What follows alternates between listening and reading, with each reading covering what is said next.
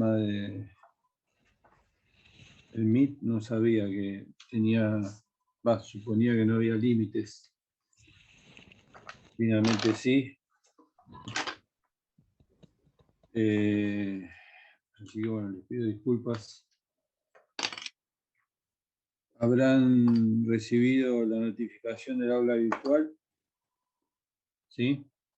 Así que, bueno, estamos en contacto a través del aula virtual.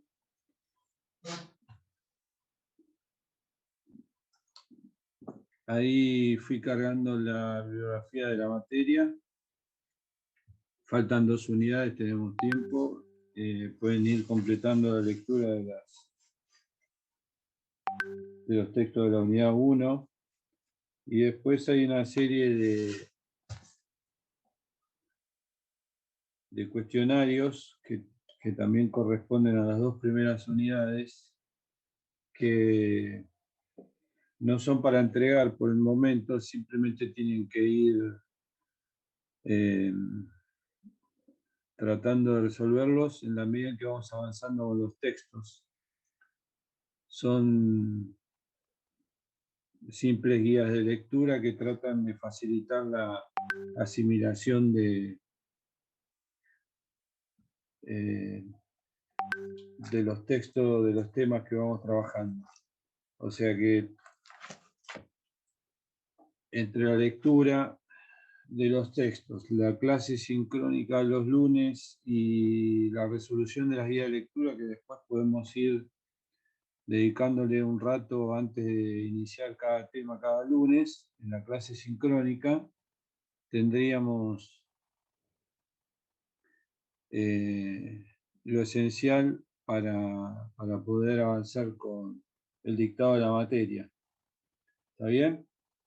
Recuerden que son 2 evaluaciones parciales y que el promedio 7 sin aplazo ni ausente promueven la materia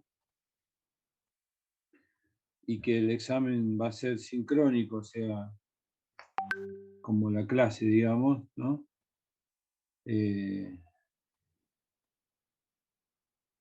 Cuando vayamos terminando las unidades 1 y 2, sería el primer parcial, y las unidades 3 y 4, el segundo parcial. Y ya tienen el programa. Hay textos que no subí, por ejemplo la unidad 2, y que sí figura en el programa porque no los vamos a dictar. Después por ahí completo para que tengan el programa, pero completo, pero hay 3 o 4 autores que hemos decidido con el conjunto de los docentes que dictamos la materia, que no, por cuestiones de tiempo, no lo vamos a trabajar. No sé si quieren hacer alguna pregunta de lo que subí, del aula virtual, del régimen de promoción, si hay alguna duda. Profe. Sí.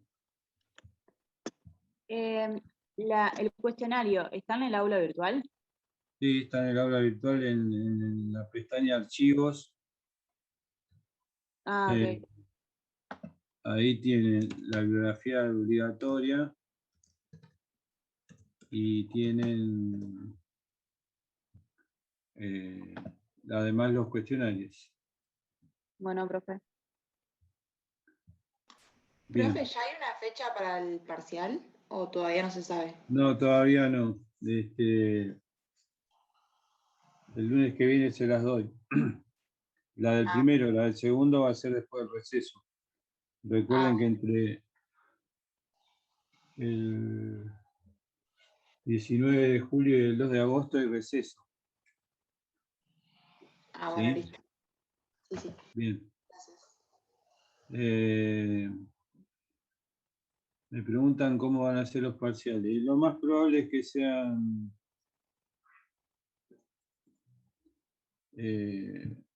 múltiple choice con alguna pregunta de respuesta breve, ¿sí? en un formulario que tengo que organizar para que puedan completar y se autocorrige la respuesta. Uno carga la respuesta y las preguntas van a ser similares a las de muchas de las preguntas que van a ir encontrando en la guía de trabajos prácticos. ¿Sí? De ese tipo, digamos. Preguntas que requieren respuestas muy específicas y sintéticas. Bien, ¿alguna otra pregunta? Bueno, ¿cómo les fue con el texto de DOP que teníamos para hoy, que es el capitalismo? Y había agregado, les pedí que vayan leyendo. ¿Cómo? Ah, y les pedí que vayan leyendo Susana de Luque y Miguel Maceo.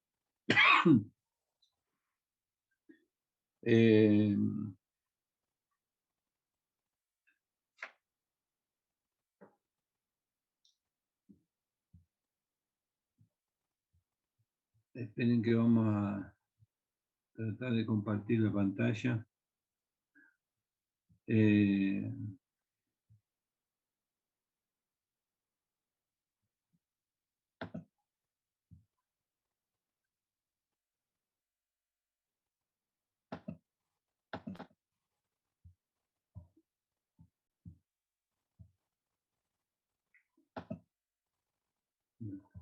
Bueno.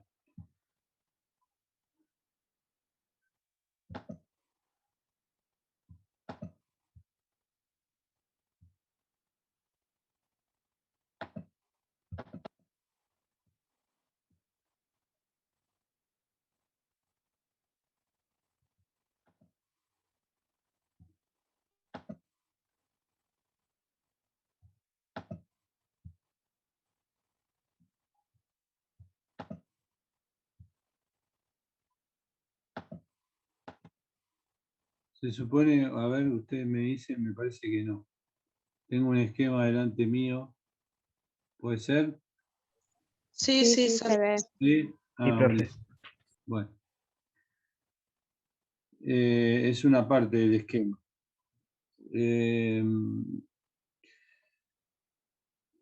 Digamos, la primera definición que aparece de capitalismo es una definición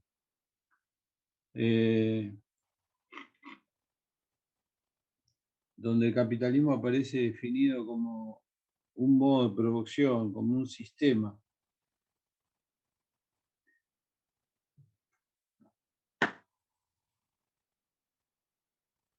Dejo para más adelante una exposición más sistemática del concepto de modo de producción.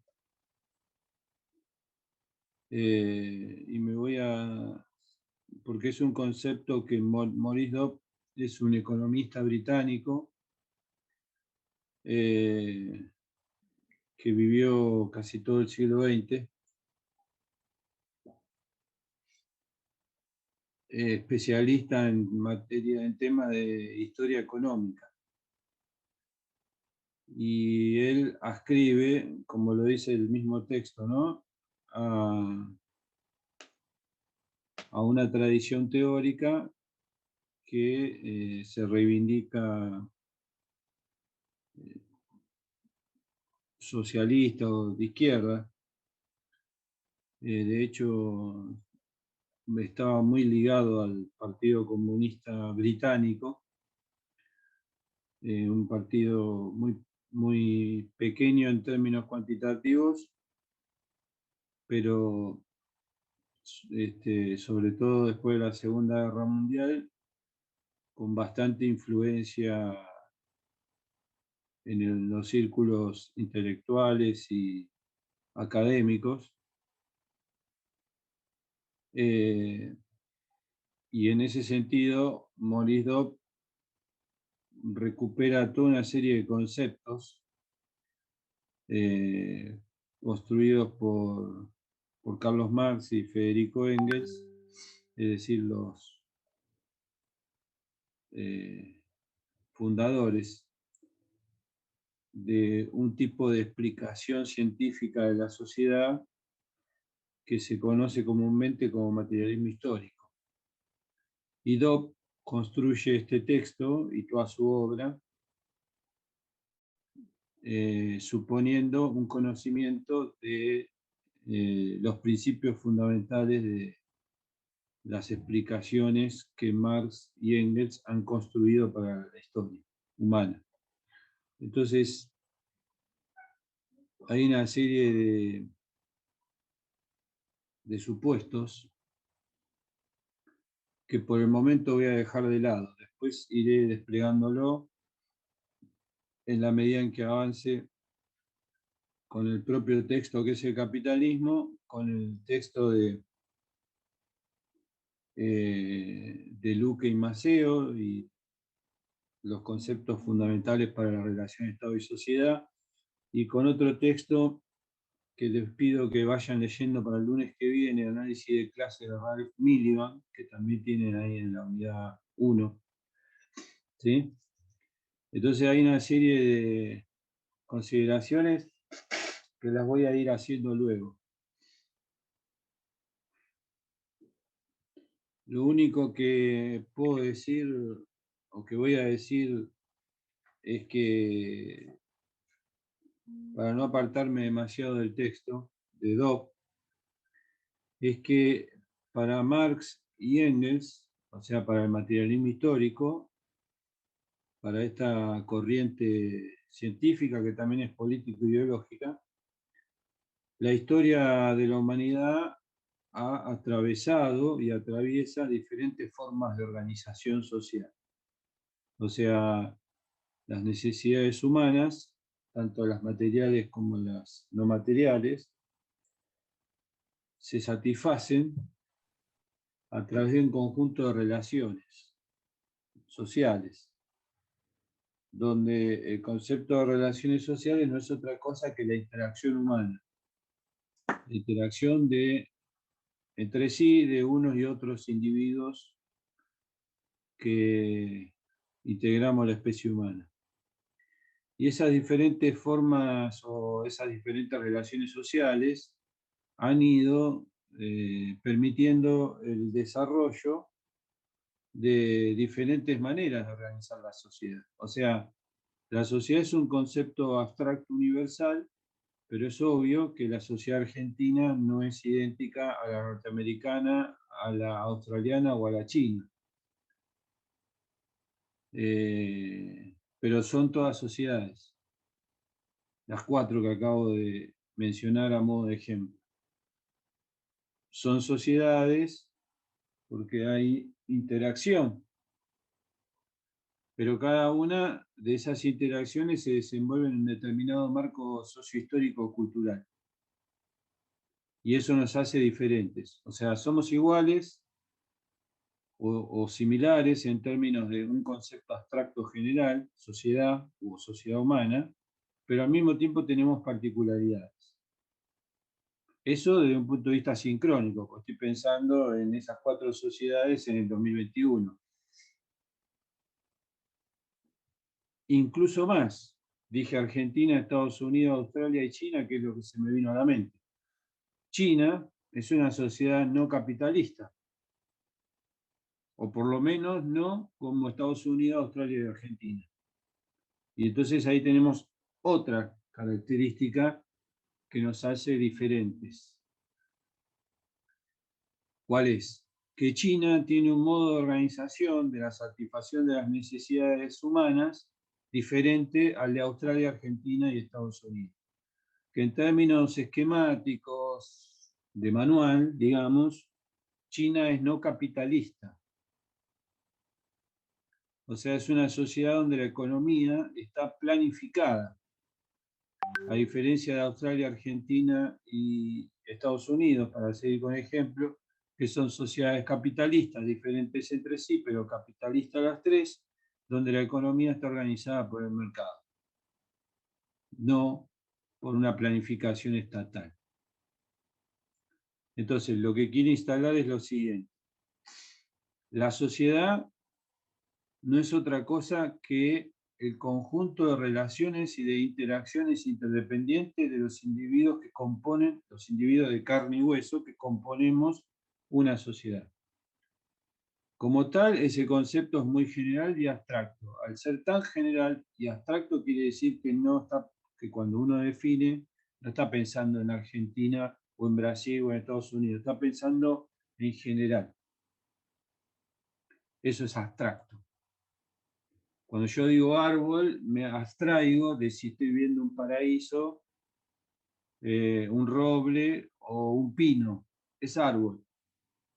Ahora, si yo quiero ser menos abstracto, o sea, más específico, digo roble, digo pino o digo, no sé, árbol, planta de mandarina, que también es un árbol o un limonero. Pero yo en este momento no quiero ser específico, quiero ser abstracto. Lo más abstracto y general posible. Entonces, ¿qué es una sociedad? Porque esta materia estudia la sociedad humana, ¿no? Análisis socioeconómico, ¿de qué? De la sociedad humana. Entonces, si yo quiero ser lo más abstracto y general posible, digo que una sociedad es un entramado interdependiente de diversos elementos que interactúan permanentemente entre sí y en esa interacción se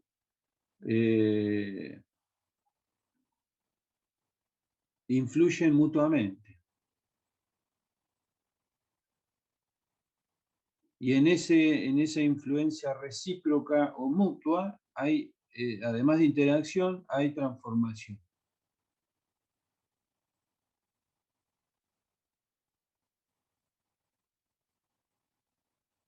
A ese conjunto de interacciones interdependientes, recíprocas, mutuas, de individuos de la especie humana llamamos sociedad. Y a ese conjunto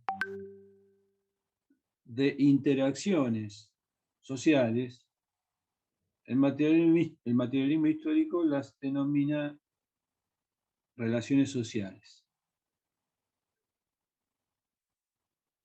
Entonces, ahora, esas relaciones sociales incluyen también la relación de la especie humana no solo consigo misma, o sea, con otros individuos de la especie humana, sino también con la naturaleza. Es una interacción especie humana consigo misma, pero también es en simultáneo una interacción especie humana con la naturaleza. La naturaleza en su doble condición, nuestra casa, nuestro hábitat natural, pero al mismo como especie natural, pero al mismo tiempo es el objeto de trabajo sobre el cual la especie humana desenvuelve no solo la vida, sino también esencialmente la producción. Siendo la producción o el trabajo humano el hecho característico universal de la especie humana. En ese sentido, Marx y Engels dicen, a lo largo de la historia han existido diferentes maneras de organizar la sociedad, diferentes maneras de organizar la producción humana de medios de vida para satisfacer necesidades humanas. Y esas diferentes formas de organizar la sociedad y la producción, muy genéricamente hablando, porque esto requiere de otros desarrollos que voy a hacer después, ya lo dije, Marx y Engels lo llaman modo de producción.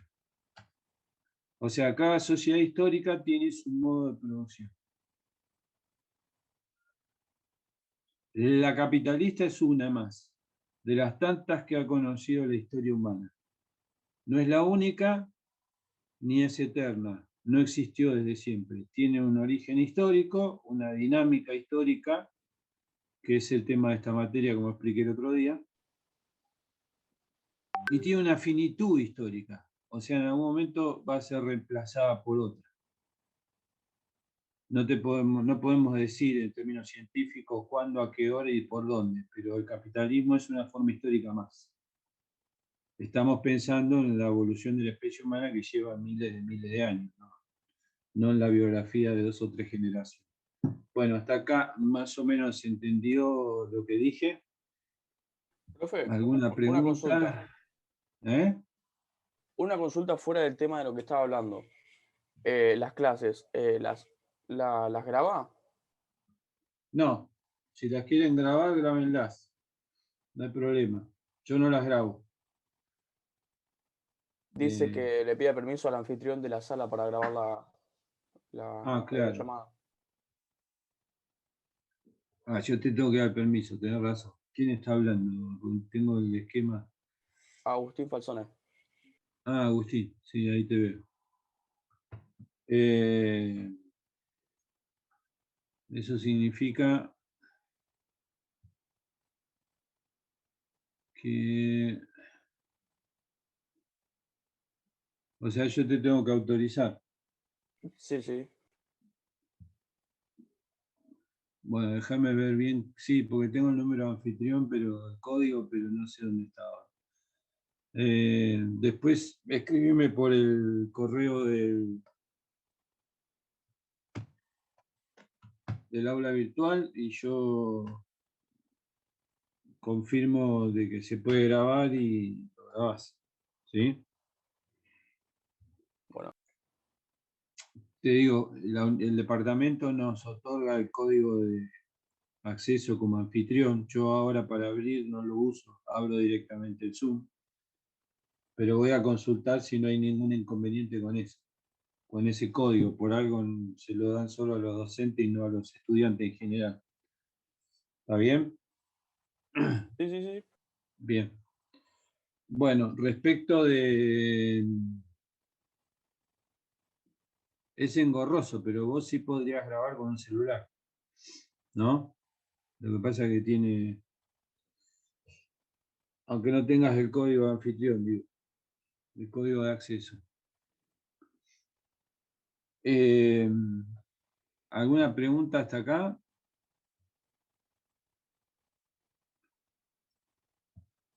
No, no, profe. ¿No? Bien. No, porque, ustedes ven el esquema, ¿no? Sí. Sí, te veo. Bien. Entonces, el modo de producción capitalista es un sistema de producción de mercancías. Es lo primero que aparece en la definición que presenta Maurice Dobb.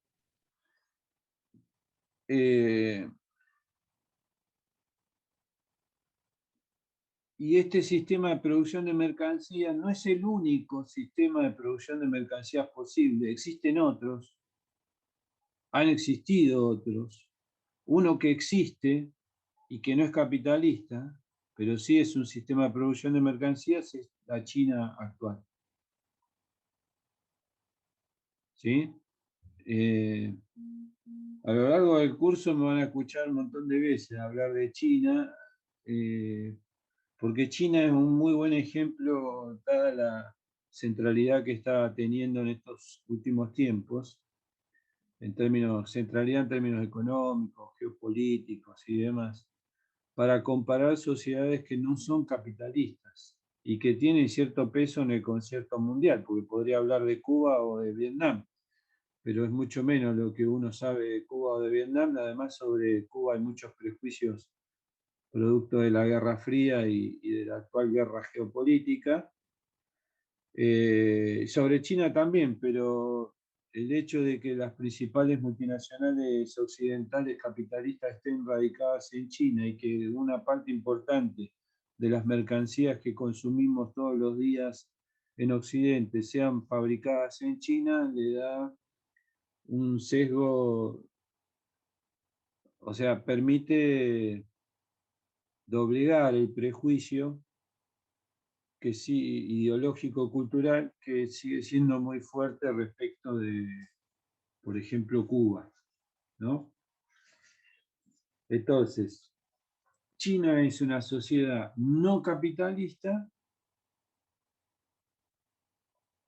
con un sistema de producción de mercancías poderosísimo que hace que hoy, según el Banco Mundial, el Fondo Monetario Internacional y otros organismos internacionales que para ustedes les debe proveer de cierta confianza, ¿no? Cuando uno habla de datos y demás.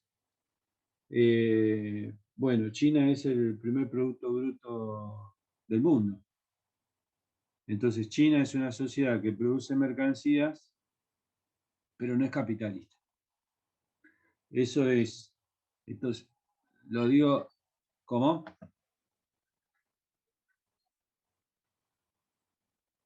Hay gente que está grabando, dicen en el chat. Estén atentos. Ustedes tienen un grupo de WhatsApp, bueno, comuníquense. Pero hay gente que dice que está grabando.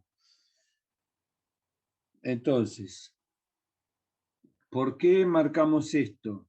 ¿Por qué este rodeo o sea, por qué este señalamiento respecto de que es un sistema de producción de mercancías? Porque el capitalismo es la mercantilización de la vida social. Es decir, es la progresiva conversión de todas las cosas, otra vez voy a ser bien abstracto y general, incluyendo a una parte de la especie humana, es la conversión de todas las cosas, de la naturaleza, de todas las cosas que puede producir la especie humana, de la naturaleza y de una parte de la especie humana, el capitalismo lo convierte en mercancía. Entonces, en el sentido común, capitalismo es asociado a mercancías. En un lenguaje liberal sería una economía de mercado donde los bienes y servicios son producidos y circulan, se distribuyen y son consumidos como mercancías.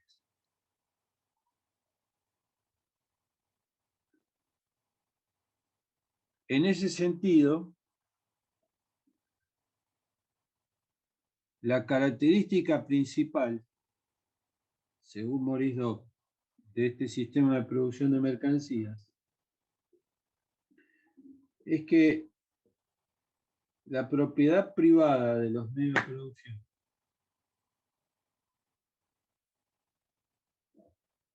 y todavía no dijimos qué son los medios de producción,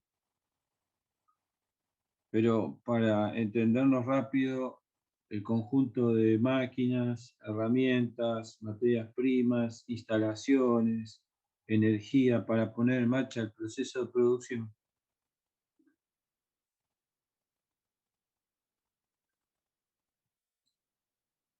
Esos medios de producción son propiedad privada.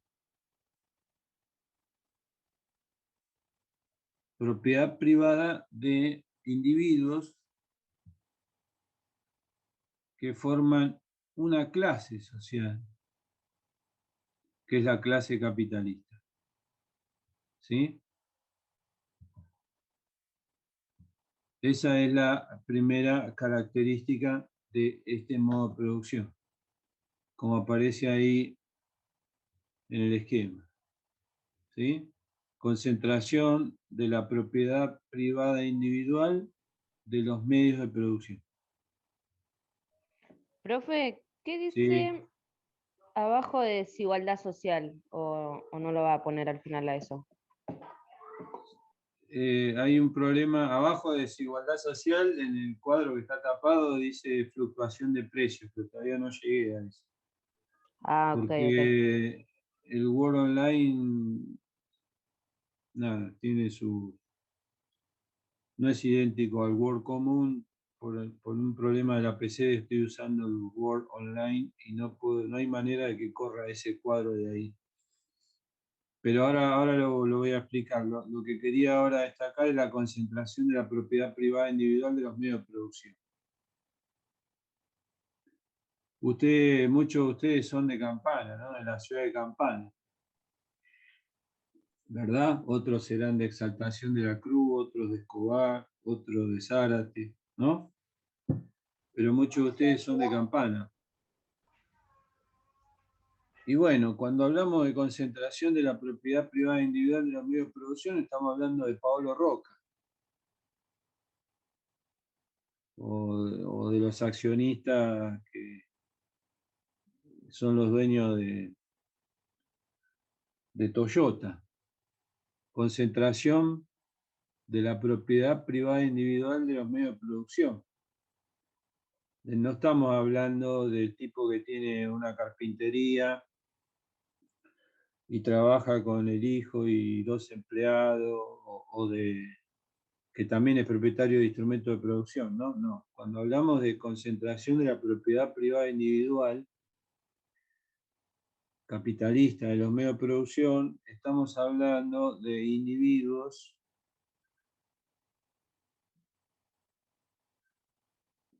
cuya existencia está garantizada por la apropiación del trabajo de otros, por la apropiación del trabajo de otros. ¿Quiénes son esos otros? Los trabajadores asalariados o proletarios. Por eso tienen una flecha hacia la derecha, ¿sí? Que dice: de la propiedad de los medios de producción resultan 2 clases sociales principales: capitalistas y proletarios o trabajadores asalariados. Que todo esto es una entrada a temas que vamos a ir desplegando en las próximas reuniones, ¿sí? Bien. Entonces, una característica del modo de producción capitalista es la producción de mercancías. La sociedad capitalista no es la única sociedad que produce mercancías. Puse el ejemplo de la actual China. En realidad tendría que decir República Popular de China, porque esa expresión, esa nominación, República Popular, expresa una historia absolutamente diferente de la producción de mercancías de China respecto de otras sociedades donde no hay ninguna república popular, hay simplemente repúblicas. Por ejemplo, la República Argentina. La producción de mercancías se realiza en condiciones de concentración de la propiedad privada individual de los medios de producción y de la concentración de la propiedad privada individual de los medios de producción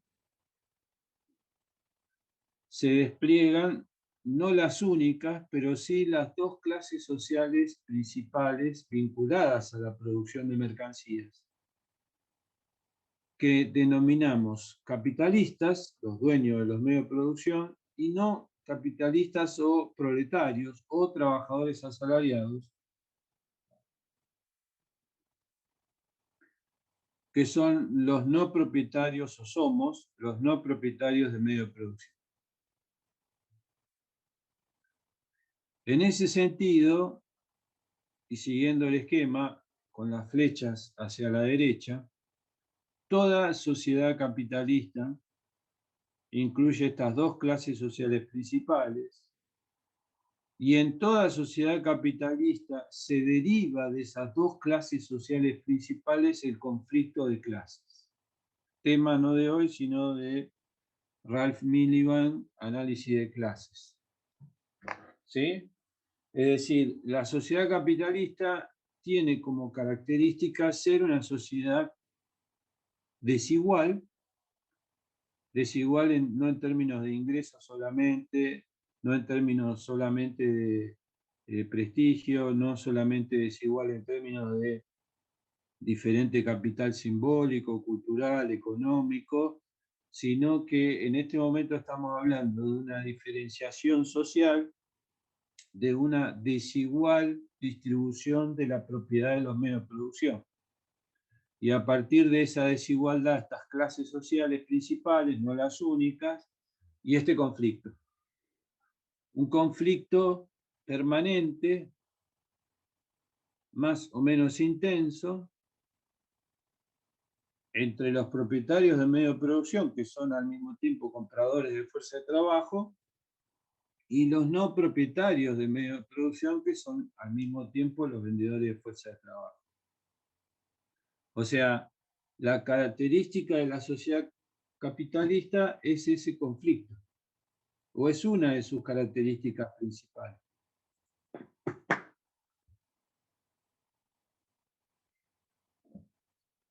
Basta con repasar el discurso que la semana pasada dio el presidente de Estados Unidos, Joe Biden,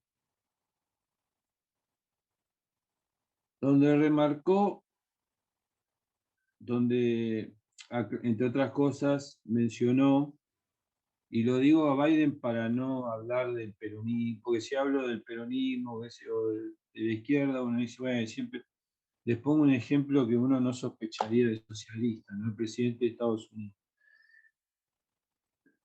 presentando un proyecto de ley donde su gobierno demócrata promueve, escuchen bien lo que voy a decir, promueve la sindicalización de los trabajadores norteamericanos. O sea, Biden dice, necesitamos que los trabajadores americanos, como se llaman ellos, ¿no? Porque nosotros también somos americanos, y por eso dije norteamericanos, pero ellos se han apropiado de la expresión americanos. Entonces ellos se llaman a sí mismos americanos. Pero nosotros también somos americanos, pero no somos como ellos. Entonces, Biden dice, los americanos, o sea, está hablando de él, de su grupo, de su nación, no de nosotros,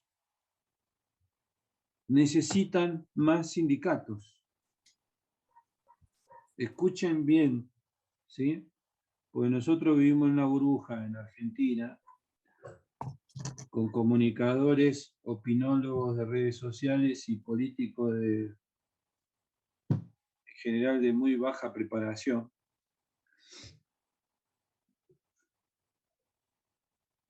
Porque a Estados Unidos no lo forjó Wall Street, lo forjó la clase media, dijo Biden hace una semana. Y en Estados Unidos no habría clase media sin sindicatos.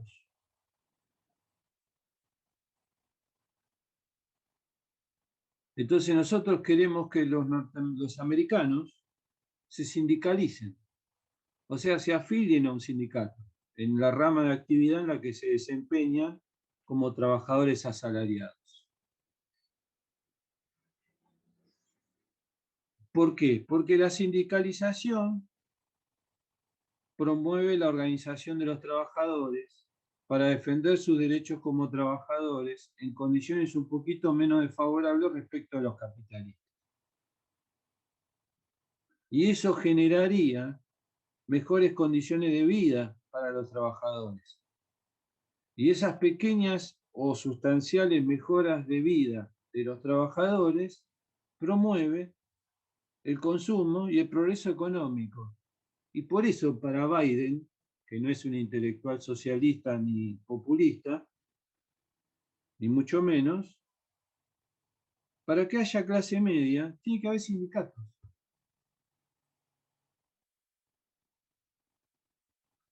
Porque en la matriz, en la esencia del modo de producción capitalista, dadas estas características que estamos reseñando muy esquemáticamente con Maurice Dobb,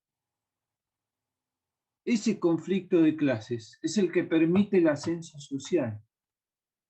No el emprendedurismo, no el esfuerzo individual, por lo menos no en primer lugar, porque obviamente que sin esfuerzo individual no hay nada, pero primero la organización de los trabajadores.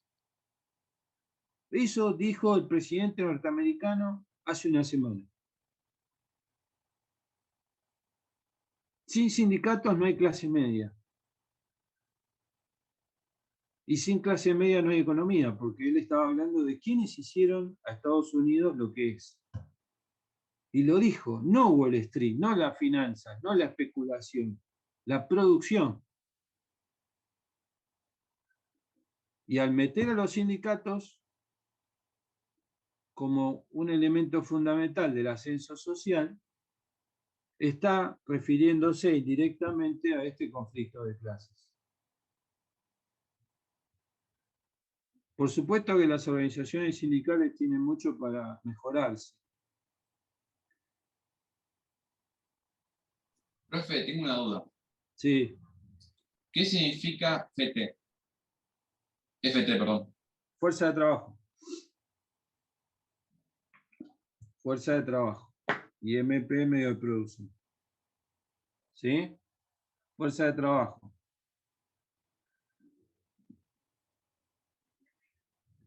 Bien.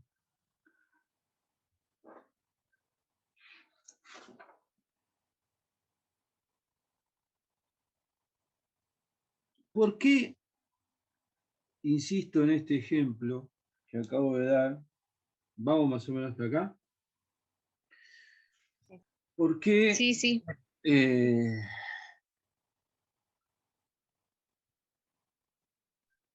se insiste en el carácter contradictorio, conflictivo, esta característica del modo de producción capitalista? Porque la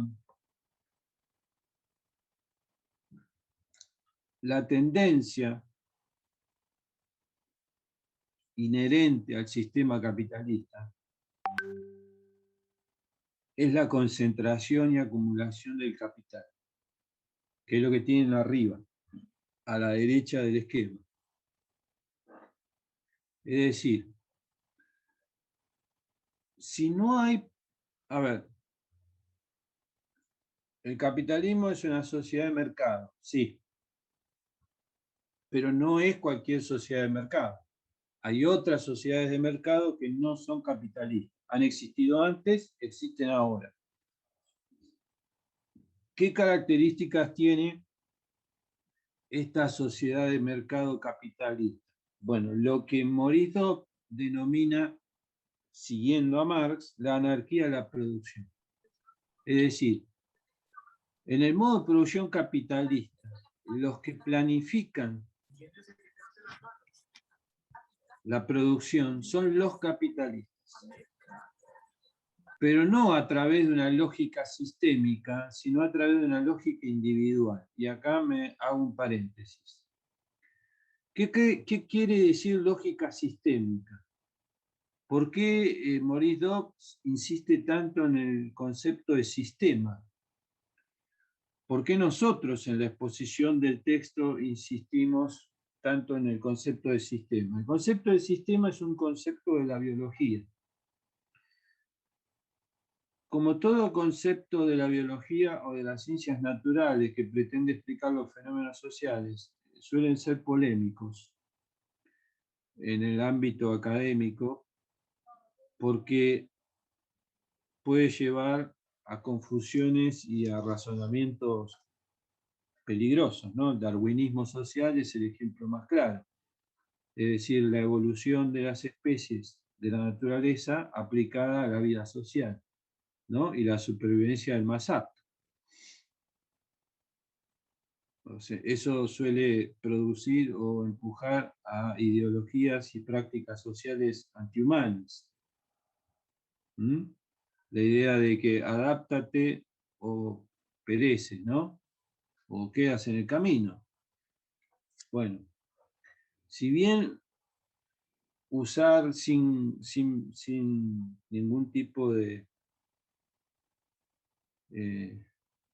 reaseguro epistemológico, crítico, riguroso, de los conceptos de las ciencias naturales en las ciencias sociales, es polémico, es complejo, discutible.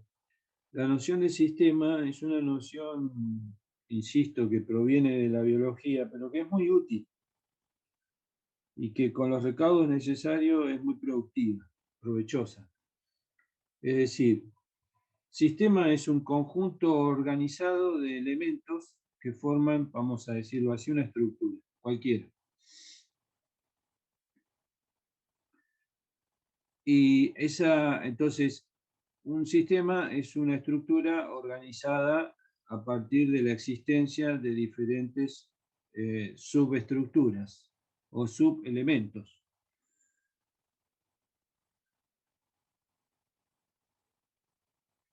Esas subestructuras o subelementos del todo tienen que, cada una cumple una función. Cada una tiene sus características y cada una cumple una función.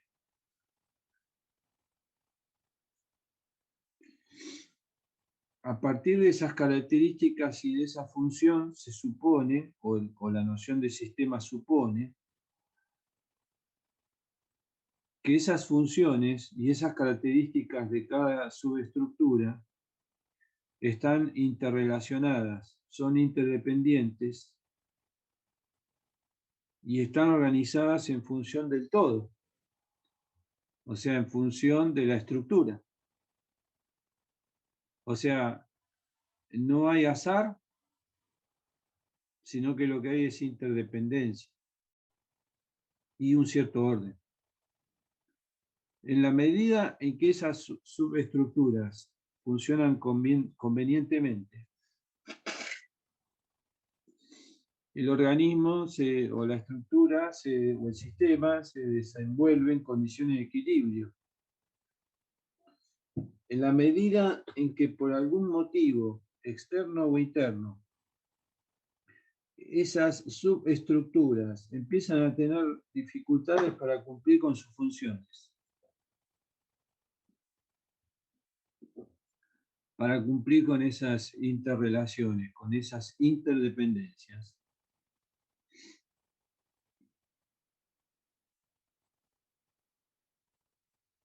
el sistema empieza a desenvolverse o a desarrollarse en condiciones de desequilibrio.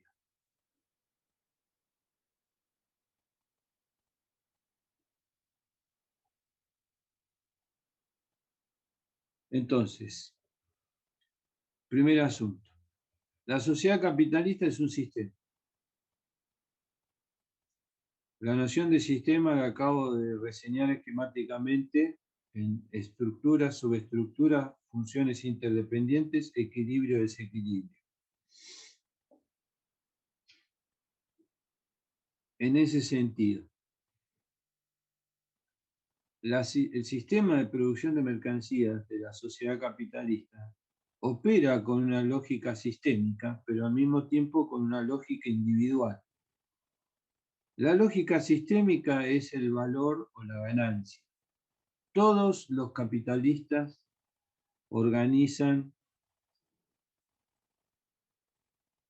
la puesta en movimiento de su capital en función de la ganancia, en función de la acumulación de ganancia, en función de la acumulación de plusvalor, que lo menciono y todavía no lo explicamos, pero aparece la expresión en el texto de 2, plusvalor.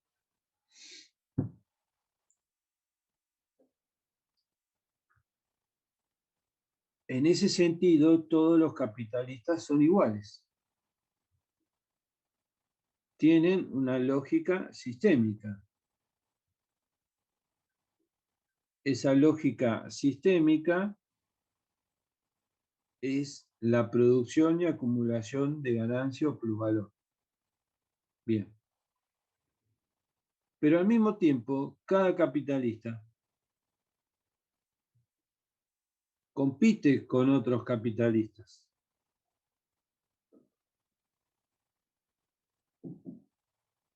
Entonces, si bien todos coinciden en la producción y acumulación del plusvalor como el fundamento de sus acciones o de su racionalidad económica, económico-social,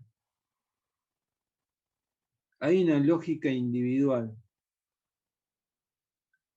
que los hace competir entre sí.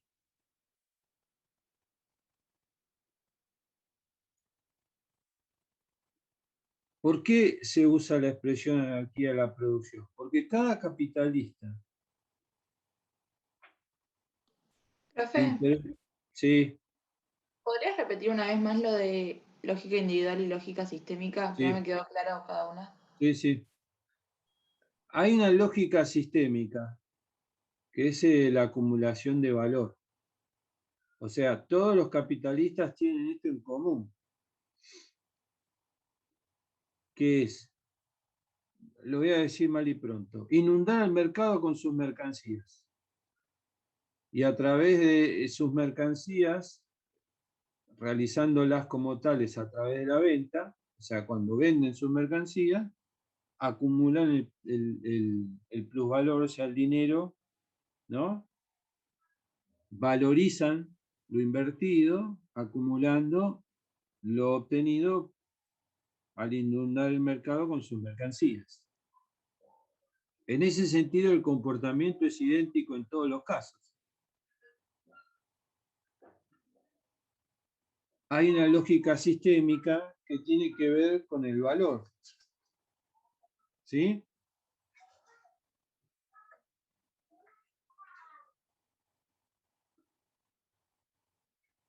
Donde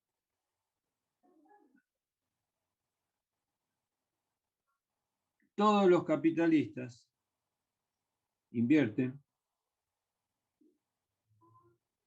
instrumentos de trabajo, medio de producción, compran fuerza de trabajo, compiten entre sí por mercados y compiten entre sí por la fuerza de trabajo. Esas son características de todos los capitalistas, una lógica sistémica. Pero al mismo tiempo, cada capitalista busca imponerse al otro, a su competidor, o sea, al mismo tiempo la competencia. Esa es la parte individual de esta lógica. Esa lógica individual de querer inundar con sus mercancías el mercado, lo lleva a entrar permanentemente en colisión, en tensión con otros capitalistas. Donde no hay nada parecido a la planificación económica. O sea, en general el capitalista individual no reconoce ninguna regulación más que su propia voluntad como capitalista. Entonces, ¿por qué anarquía de la producción? Porque los capitalistas buscan entre sí apropiarse del mercado o inundar el mercado con sus mercancías. Eso los hace competir permanentemente con otros capitalistas por mercados, acceso a la fuerza de trabajo, el acceso al crédito. De conjunto ahí todos actúan con la misma lógica, pero al mismo tiempo subyace en esa lógica sistémica una lógica individual, donde uno no le pregunta al otro cuándo va a producir, cuánto va a producir este año, qué característica va a tener la mercancía que va a arrojar al mercado. No, al contrario, lo que buscan es desplazar o desalojar al otro en esa competencia. O sea que luchan entre sí. Entonces, no aceptan en principio ningún ordenamiento de la producción más que su propio interés de acumular el valor. Y al hacerlo, compiten unos con otros. Anarquía de la producción, en ese sentido, lo que quiere decir es que en el mercado todos compiten entre sí. Y difícilmente, insisto, reconozcan la necesidad de una organización de la producción por encima de su voluntad de acumular plusvalor. Por eso anarquía. O sea, los productores de yerba mate producen yerba mate, la mayor cantidad posible de acuerdo a las características de su inversión, compitiendo unos con otros por el mercado. No hay una planificación previa de cuántas toneladas de yerba mate necesita el 2021, sino que cada capitalista individual o particular produce una determinada cantidad de toneladas tratando de inundar el mercado con sus mercancías. En este caso, la yerba mate. No hay una planificación de cuántos iPhone hay que producir de acuerdo a las necesidades de la sociedad. Lo que hay es una producción casi ilimitada. El límite lo pone el volumen de capital en juego. Entonces, la lógica sistémica, que es de competencia, lleva a las tensiones permanentes de las distintas lógicas individuales que operan en cada rama de la actividad de la producción de mercancías. Hay una contradicción inherente de los capitalistas entre sí. Dentro de una misma rama de actividad, por ejemplo, todos los productores de yerba mate,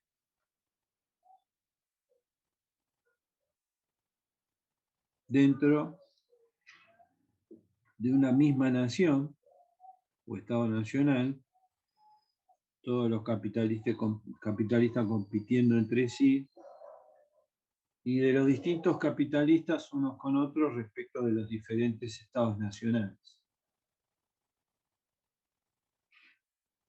Entonces, esta lógica de competencia empuja a una tendencia permanente a la concentración de la rama de actividad en cada vez menos empresas.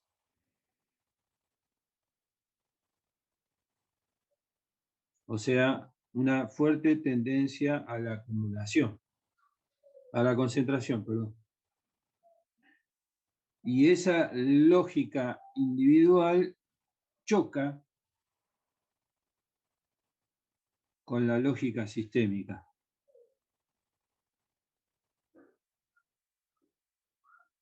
Lo voy a decir de otro modo.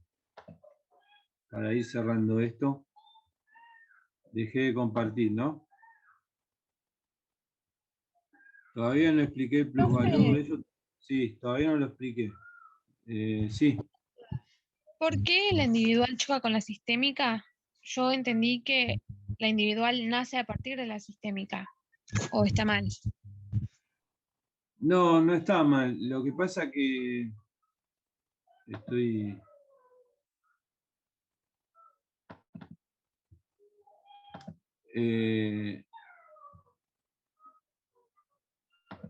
un segundo, ahí. Ahora ustedes tienen un cuadro, ¿no? Fundamento del modo de producción capitalista. Sí, sí. ¿Sí? Bueno. O sea, formalmente, fíjense que hay 4 columnas, ¿no? Recursos necesarios para producir, relaciones sociales de producción, dice contenido. Me quedo en esta, organización del mercado, forma. ¿Sí? Estoy en la tercera, de izquierda a derecha. O sea, la sociedad capitalista es una sociedad de mercado. ¿Qué es una sociedad de mercado en teoría? Y bueno, una sociedad de mercado es un ámbito de competencia permanente e incesante entre compradores y vendedores, entre oferentes y demandantes. ¿De qué? De bienes y servicios. Y formalmente el mercado capitalista está organizado y regulado por la competencia, o sea, por lo que Adam Smith llamó, ¿no?, la ley de oferta y de demanda. O sea, la sociedad, el mercado, varios razonamientos abstractos. ¿Qué es la sociedad para los liberales, para Adam Smith, para los neoliberales? La sociedad es un mercado.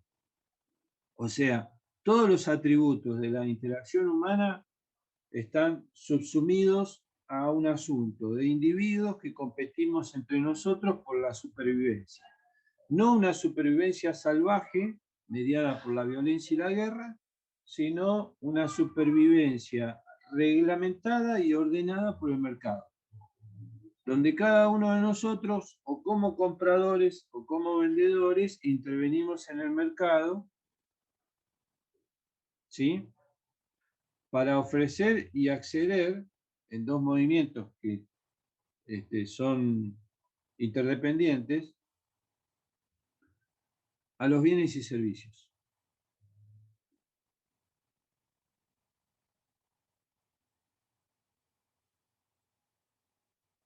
La oferta de bienes y servicios y la demanda de bienes y servicios en el mercado para la tradición liberal es perfecta.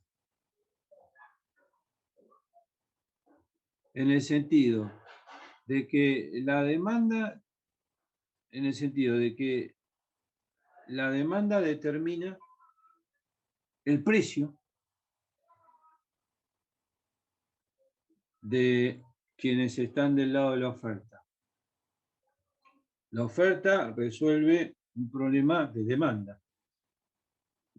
Entonces, sigo en esa columna. La ley de oferta y demanda, en los manuales de economía liberal, nos dice que la oferta y la demanda determinan qué producir, en qué cantidad, con qué calidad y a qué precio.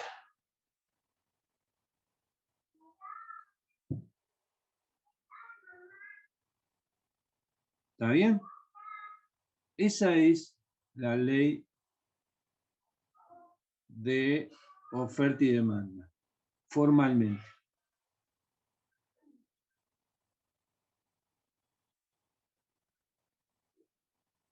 ¿Por qué insisto en formalmente? ¿No? ¿Por qué insisto en esto? Porque justamente lo que me acaban de escribir en el chat, porque esto no se cumple. O sea, el mercado no funciona así en ningún lugar del mundo capitalista. ¿Por qué no funciona? Porque existe la competencia. Pero esa competencia, que para muchos es el fundamento más genuino y valorable en términos positivos de esta sociedad, ¿no? La competencia, porque se supone que la competencia saca lo mejor de la oferta y la demanda, saca lo mejor de nosotros. En realidad, esta forma de concebir la economía de mercado oculta que lo que hay es una lucha constante de los capitalistas entre sí. Esa lucha constante de los capitalistas entre sí los empuja permanentemente a la concentración, desplazando a sus competidores.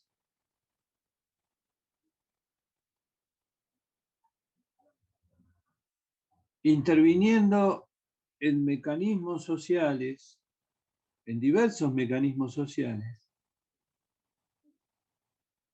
para aumentar o facilitar la tendencia a la concentración. Y a partir de la concentración aumentar la acumulación. Y de esa manera terminar de liquidar a su competidor. Entonces, las características de la ley de la oferta y la demanda funcionan solo en los libros de texto y en las ensoñaciones y fantasías de los defensores del libre mercado. No funciona en otro lugar del mundo. En el mundo real no funciona. Por eso el capitalismo tiene que poner permanentemente leyes, el Estado capitalista, para regular esa competencia, para regular esa tendencia a la concentración y para regular la tendencia a la acumulación. Y les pongo un ejemplo.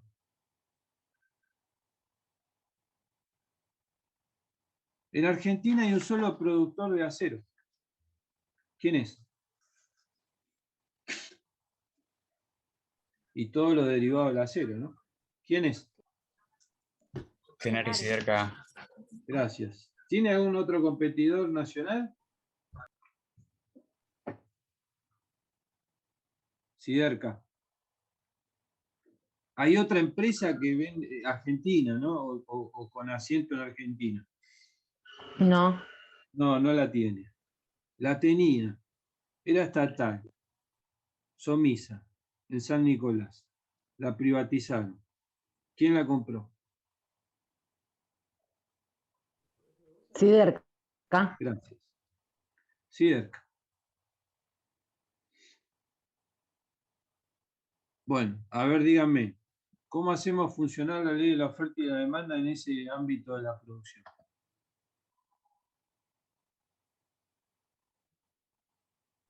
Sin la ¿Cómo competencia funcionaría? ¿Eh? posible, o sea, no hay competencia. No hay competencia. Y la única competencia que tenía, que era el Estado, la liquidaron.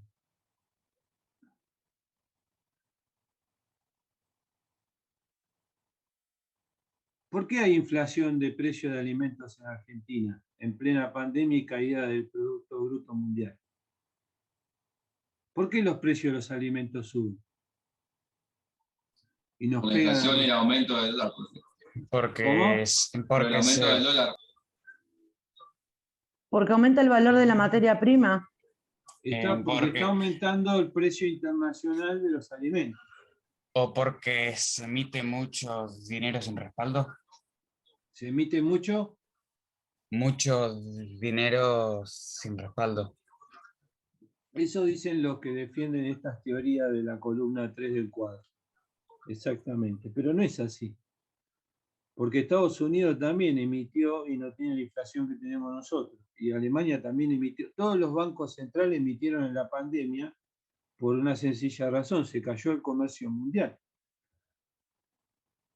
Entonces, una parte de los recursos que el Estado obtenía a través del comercio exterior se derrumbó para todos los países, no solo para nosotros. Así que emitió todo el mundo, y sin embargo no generó una inflación particular en alimentos. O sea,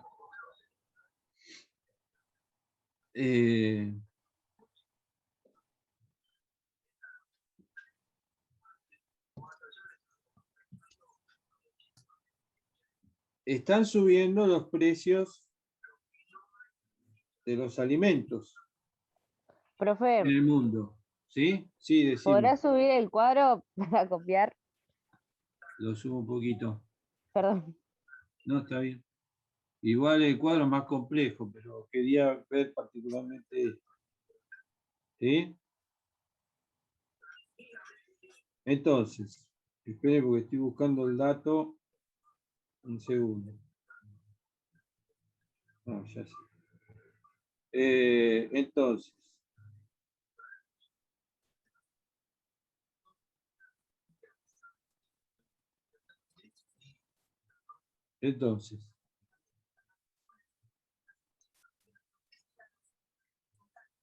Les doy un ejemplo, ¿sí? Y cierro con esto. 20 industrias elaboran el 80% de los alimentos y bebidas que consumimos los argentinos. ¿Me siguen? 20 industrias, 20 empresas. Sí, Bueno, Arcos, Sí. Molino Río de la Plata, Danone La Serenísima, Adeco Agro, Ledesma, Coca-Cola, Nestlé, Mondelez, Molinos Cañuelas, Morixa. Algunas son argentinas, otras ya no. ¿Está bien? Son 20. Saquen la cuenta. 20 empresas producen el 80% de los alimentos y bebidas que consumimos. ¿Sí? Luego, 5 cadenas de comercialización concentran el 65% de esos alimentos y bebidas que controlan el 80% de esas 20 empresas que controlan el 80%. 5. Coto, Carrefour, Cencosud, que es Jumbo, Cencosud de Jumbo, y el otro supermercado, bueno, ya me olvidé. ¿Sí? Cencosud, la Anónima, que está sobre todo en el sur, en la Patagonia, y Walmart. 5 cadenas manejan el 65%. El resto, el supermercado del barrio y el chino.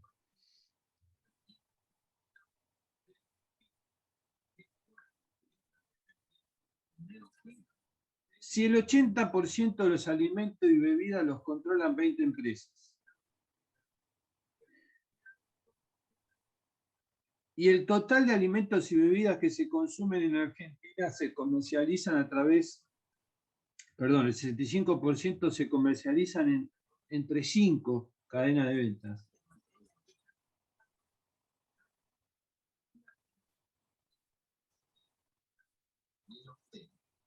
¿Dónde está la ley de la oferta y la demanda?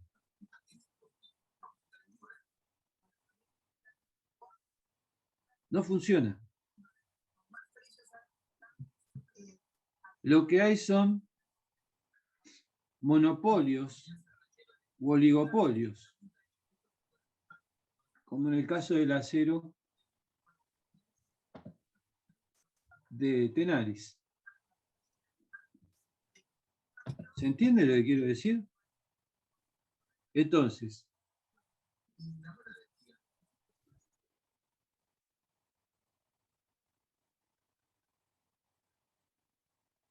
la tendencia, o sea, hay una lógica sistémica,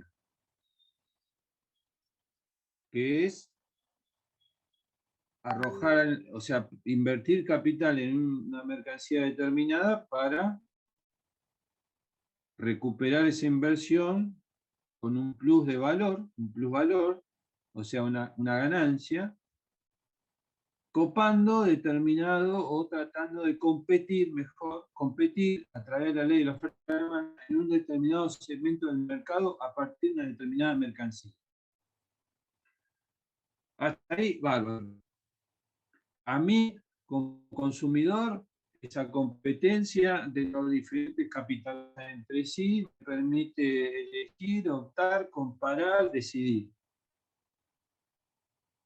Ahora, subyace silenciosa pero ininterrumpidamente y de un modo oculto al sentido común, subyace una competencia feroz individual de cada capitalista por copar el mercado. O sea, hay una lógica sistémica, pero esa lógica sistémica choca con la lógica de cada capitalista individual.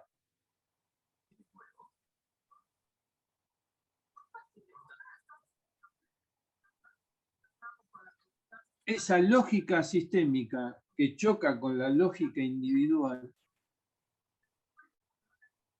redunda en un proceso de concentración, ¿sí?, y de anarquía de la producción. Porque ¿cuál es el tema? El tema es que la pandemia puso de relevancia, después del periodo de descenso de los precios de los alimentos y las materias primas, en contexto de pandemia, hay un aumento de la demanda y de crecimiento de población. Hay un contexto de demanda, de aumento de la demanda de esos alimentos. Entonces, en los principales mercados internacionales aumenta el precio de la soja, aumenta el precio del maíz, aumenta el precio del trigo, aumenta el precio de la carne. ¿Qué es la anarquía de la producción? ¿Qué es la lógica individual de la que habla Morito?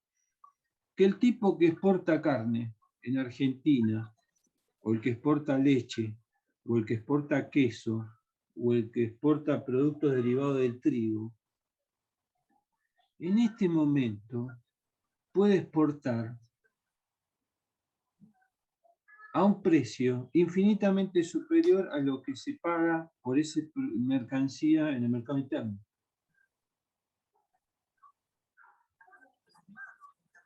Entonces, ¿por qué un kilo de asado puede valer 800 pesos? Es un corte promedio, ¿no? porque eso es, aún en 800 pesos, muchísimo menos de lo que en dólares gana ese exportador de carne. Lo digo de otra manera. El precio de los alimentos en Argentina lo fija el dólar, porque lo fija el mercado externo, la demanda externa. Y los dueños y la Argentina es un país con la propiedad de la tierra sumamente concentrada. Sin tierra no hay ni maíz, ni soja, ni trigo, ni carne. Entonces, la lógica individual de los dueños de la tierra en Argentina lleva al aumento o a la inflación de los precios de los alimentos en un contexto internacional de suba, de aumento de los precios de los alimentos, pero que en Argentina impacta dramáticamente de un modo fenomenal, porque es un país donde la propiedad de la tierra está sumamente concentrada. Y donde la producción de alimentos está concentrada en 20 empresas. De las que yo mencioné, la mitad ni siquiera son argentinas.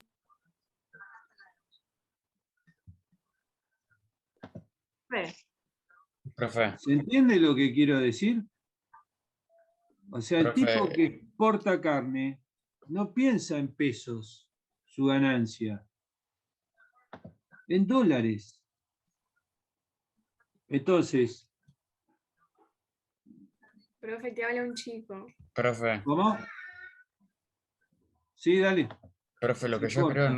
no es que el dólar tipo vale más, es que nuestra moneda se devalúa. La pregunta es por qué, lo vamos a ver después, por qué se devalúa nuestra moneda. Bueno, Después lo veremos, ¿no? O sea, nosotros tenemos el peso.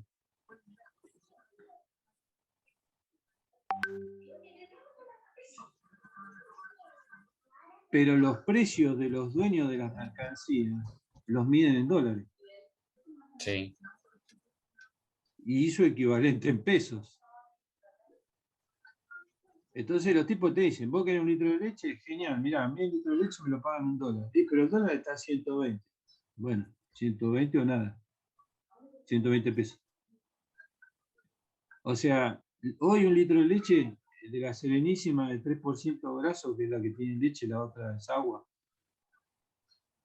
En algunos lugares está más de 100 pesos.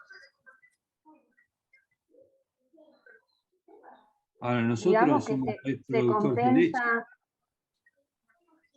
o sea, se compensa en el mercado interno lo que uno pagaría, o sea, lo que el productor gana afuera. Ni siquiera a veces el productor, a veces son las cadenas de comercialización, como en el caso de Vicentín. En algunos casos ni siquiera es el productor. Porque el productor lechero Porque el productor gana el 30% con suerte de ese precio. Con suerte. Entonces, lo que estamos diciendo, igual esto es la primera reunión, todavía hay muchas cosas por desarrollar, es que la lógica sistémica entra en colisión permanente con la lógica individual, porque la lógica individual lleva a esa competencia entre capitalistas y la sistémica lleva a la concentración y acumulación. Tal es así que si siempre hubo guerras, o sea, la guerra es un fenómeno social propio de la especie humana, solamente en el capitalismo hubo guerras mundiales. Esa es la fuerza que tiene esta tendencia a la concentración y a la acumulación. Pero ahí no es la guerra de capitalistas y trabajadores asalariados, sino de capitalistas entre sí, alemanes, norteamericanos. ¿Sí? Los impuestos pueden explicar el incremento, o sea, un precio relativamente alto en relación a la capacidad de consumo de acuerdo al ingreso de cada ciudadano. Pero el impuesto no explica la inflación, no es que aumentaron los impuestos y por eso hoy la leche sale 100 pesos. No. ¿Se entiende lo que quiero decir? A veces los impuestos, o sobre todo de un producto extranjero al que uno le pone una tasa, a veces los impuestos sí pueden explicar el incremento del precio de una mercancía, pero en este caso no. Bueno.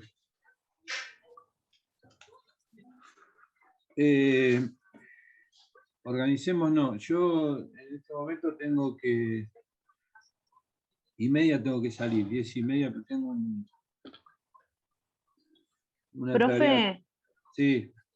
le hago una consulta, porque, bueno, estamos hablando del valor del producto, pero cuando uno va a un mayorista, paga un precio, y cuando va a una cadena de mercados como Carrefour, Coto, Sí, otro. o otro, ve mucha diferencia. Y usted nos está diciendo que el impuesto no acrecenta el valor del producto.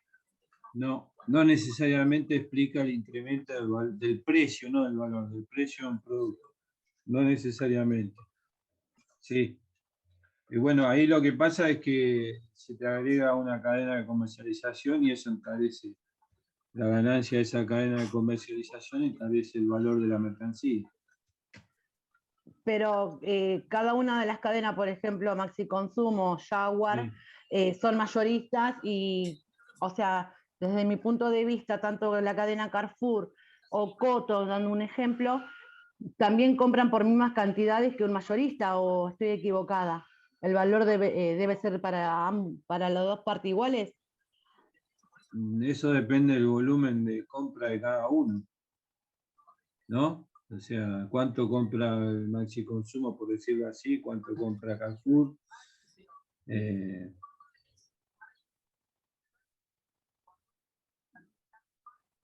Eso no explica necesariamente el incremento de los precios, sino solamente la diferencia de los precios entre un lugar y otro.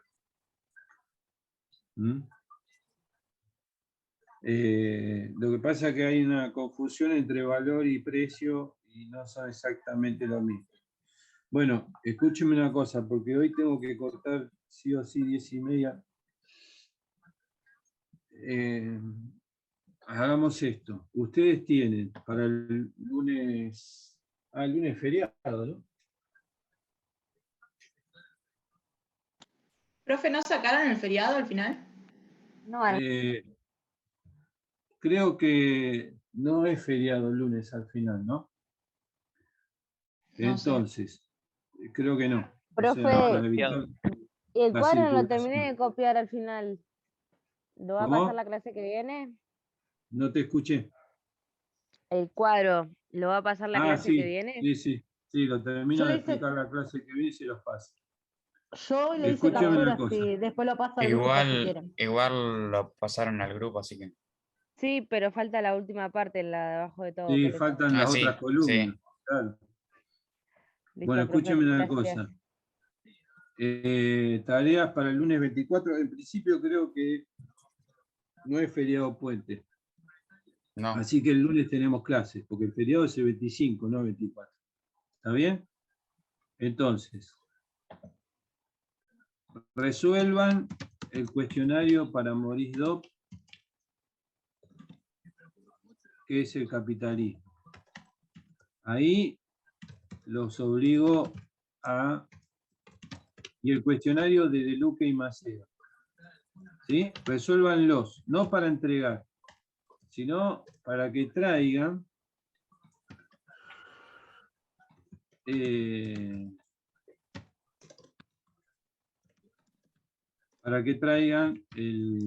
las dudas y lean análisis de clase de Ralph Milner.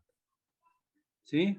Entonces el lunes cierro la exposición de Maurice Dobb, hacemos algunos comentarios, porque lo importante del texto de Maceo son los conceptos, que es lo que pregunto en el cuestionario. Y el cuestionario de Maurice Dobb les va a servir resolverlo, les va a servir para terminar de poner atención en algunas precisiones que aparecen en el texto que es el capitalismo.